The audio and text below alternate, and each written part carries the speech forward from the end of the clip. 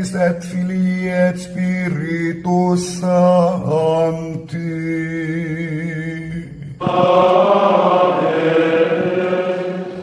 Dominus vobiscum.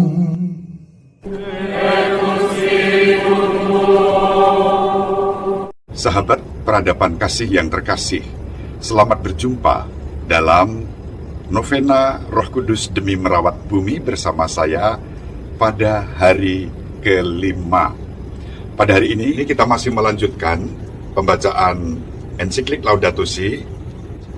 Hari ini saya akan membacakan artikel 10, 11, 12. Paus Fransiskus menyebut teladan Santo Fransiskus Assisi yang namanya dipilih menjadi nama beliau sebagai Paus.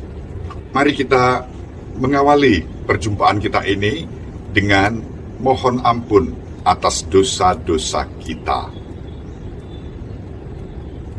Allah yang Maha Rahim, aku menyesal atas segala dosa-dosaku, sebab selama ini aku kurang peduli pada lingkungan, pada alam, demi merawat bumi rumah bersama.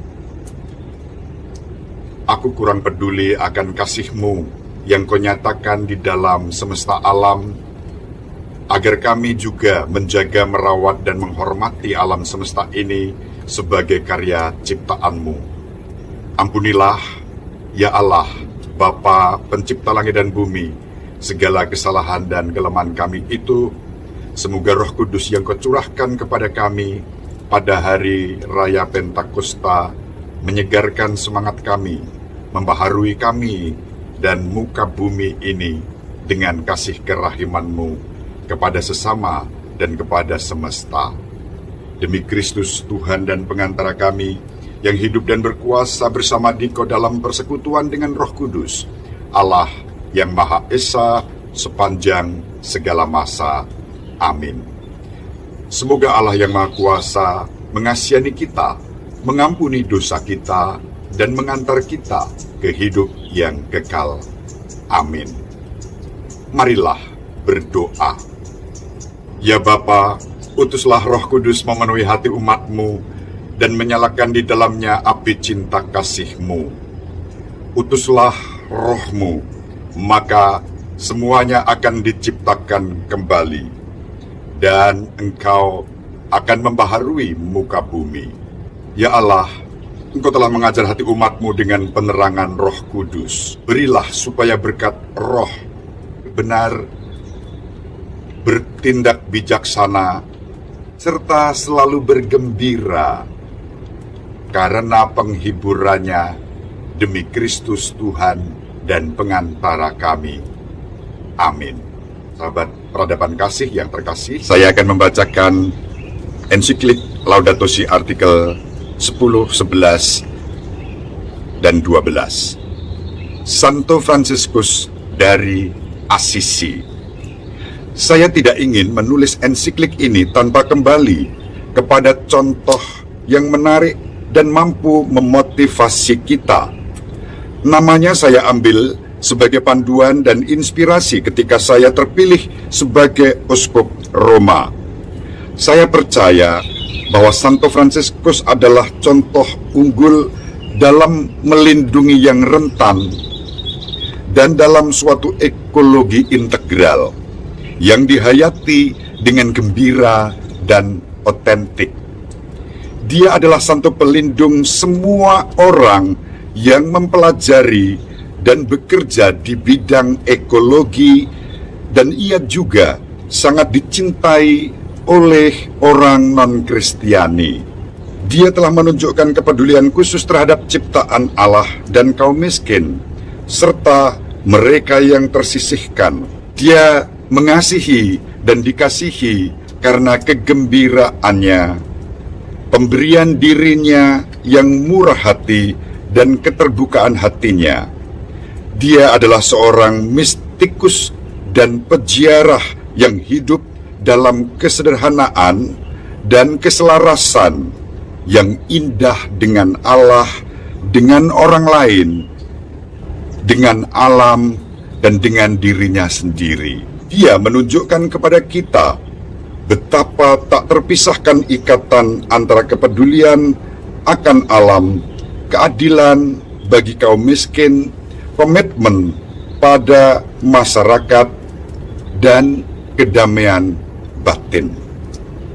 Santo Fransiskus membantu kita melihat bahwa ekologi integral membutuhkan keterbukaan terhadap kategori-kategori yang melampaui bahasa matematika dan biologi dan membawa kita kepada hakikat manusia. Sama seperti yang terjadi ketika kita jatuh cinta pada seseorang, setiap kali Fransiskus menatap matahari, bulan, atau bahkan binatang terkecil, ia mulai bernyanyi sambil mengikut sertakan semua makhluk lain dalam pujiannya. Dia berkomunikasi dengan semua ciptaan, bahkan berkhotbah kepada bunga-bunga, mengajak mereka untuk memuji Tuhan seolah-olah mereka pun dikaruniai akal budi. Tanggapannya terhadap dunia di sekelilingnya jauh melebihi apresiasi intelektual atau perhitungan ekonomi, karena baginya setiap makhluk adalah seorang saudari yang bersatu dengannya oleh ikatan kasih sayang. Itulah sebabnya ia merasa terpanggil untuk melindungi semua yang ada. Muridnya Santo Bonaventura menceritakan kepada kita bahwa mengingat bahwa segala sesuatu memiliki asal usul yang sama, ia merasa dirinya dipenuhi dengan kelembutan yang makin besar dan memanggil semua makhluk betapapun kecilnya dengan nama saudara dan saudari. Keyakinan seperti itu tidak dapat diremehkan sebagai romantisme yang naif, sebab berdampak pada pilihan-pilihan yang menentukan perilaku kita. Jika kita mendekati alam dan lingkungan tanpa keterbukaan untuk merasa kagum dan takjub, jika kita tidak lagi berbicara dengan bahasa persaudaraan dan keindahan dalam hubungan kita dengan dunia, kita akan bersikap seperti tuan, konsumen, penguras sumber daya saja, tidak mampu menetapkan batas-batas kebutuhan mendesaknya. Sebaliknya, jika kita merasa erat bersatu dengan semua yang ada, maka kesahajaan dan kepedulian akan timbul secara spontan. Kemiskinan dan kesederhanaan Santo Fransiskus bukanlah asketisme lahiriah semata, melainkan sesuatu yang jauh lebih radikal. Ia menolak untuk mengubah kenyataan menjadi objek yang hanya untuk dipakai dan dikuasai. Sebaliknya, Santo Fransiskus yang setia kepada Alkitab mengajak kita untuk memandang alam sebagai kitab yang sangat indah. Di dalamnya Allah berbicara kepada kita dan memberi kita sekilas pandangan tentang keindahan dan kebaikannya yang tanpa batas. Dari kebesaran dan keindahan benda-benda ciptaan, tampaklah gambaran tentang Khalik mereka. Kitab Kebijaksanaan, bab 13 ayat 5. Memang, kekuatan Allah yang kekal dan keilahiannya dapat nampak dan dipahami dari karyanya sejak dunia diciptakan. Surat kepada umat di Roma, bab 1 ayat 20. Itulah sebabnya Santo Fransiskus meminta agar sebagian taman biara selalu dibiarkan tidak diolah, sehingga bunga dan tumbuhan liar bisa tumbuh di situ, dan orang yang melihatnya dapat mengangkat budi mereka kepada Allah pencipta keindahan itu. Dunia lebih daripada masalah yang harus dipecahkan, merupakan misteri yang menggembirakan untuk direnungkan dengan sukacita dan pujian.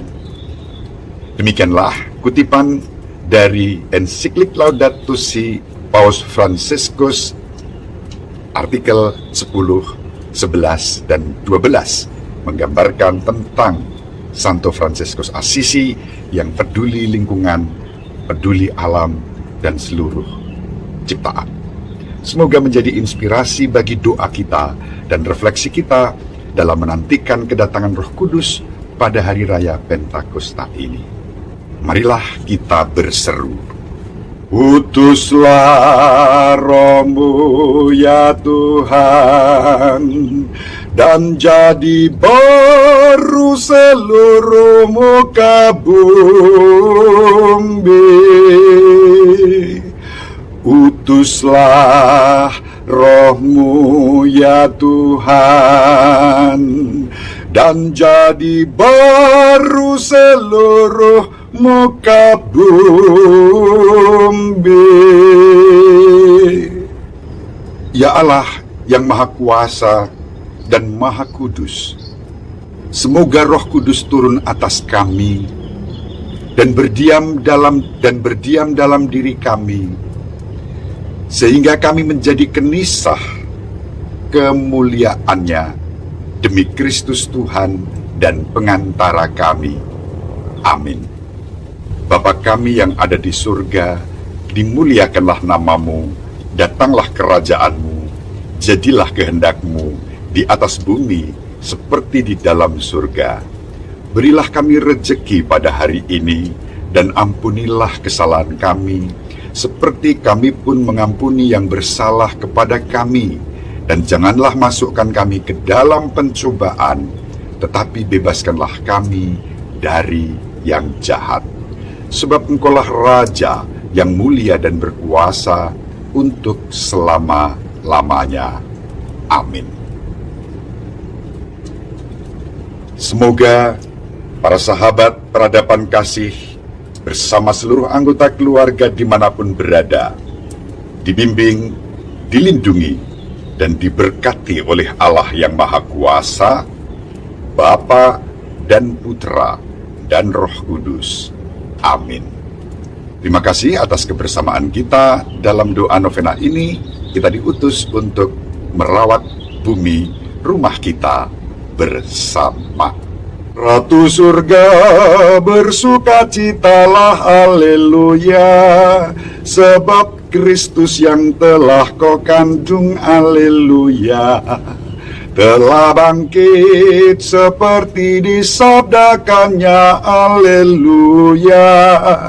Doakanlah kami pada Allah, haleluya. Bersukacitalah dan bergembiralah perawan Maria, haleluya, sebab Tuhan sungguh telah bangkit, haleluya. Marilah berdoa. Ya Allah, Engkau telah menggembirakan dunia dengan kebangkitan Putra-Mu Tuhan kami, Yesus Kristus. Kami mohon, perkenankanlah kami bersukacita dalam kehidupan kekal bersama bundanya Santa Perawan Maria, demi Kristus Tuhan dan pengantara kami. Amin.